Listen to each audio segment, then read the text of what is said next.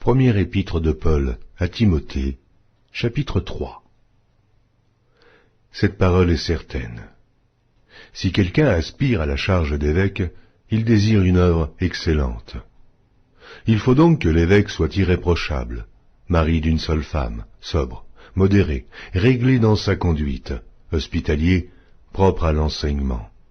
Il faut qu'il ne soit ni abonné au vin, ni violent, mais indulgent, pacifique et désintéressé.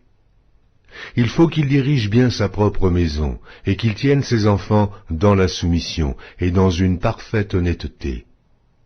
Car si quelqu'un ne sait pas diriger sa propre maison, comment prendra-t-il soin de l'Église de Dieu?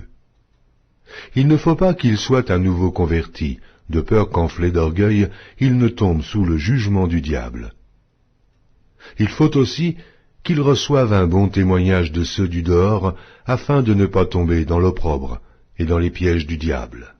Les diacres aussi doivent être honnêtes, éloignés de la duplicité, des excès du vin, d'un gain sordide, conservant le mystère de la foi dans une conscience pure. Qu'on les éprouve d'abord, et qu'ils exercent ensuite leur ministère, s'ils sont sans reproche. Les femmes, de même, doivent être honnêtes, non médisantes, sobres, fidèles en toutes choses. Les diacres doivent être mariés d'une seule femme, et diriger bien leurs enfants et leur propre maison. Car ceux qui remplissent convenablement leur ministère s'acquièrent un rang honorable, et une grande assurance dans la foi en Jésus-Christ.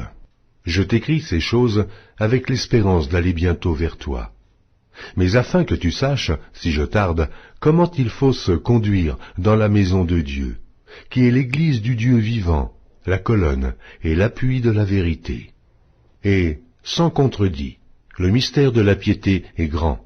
Celui qui a été manifesté en chair, justifié par l'Esprit, vu des anges, prêché aux gentils, cru dans le monde, élevé dans la gloire.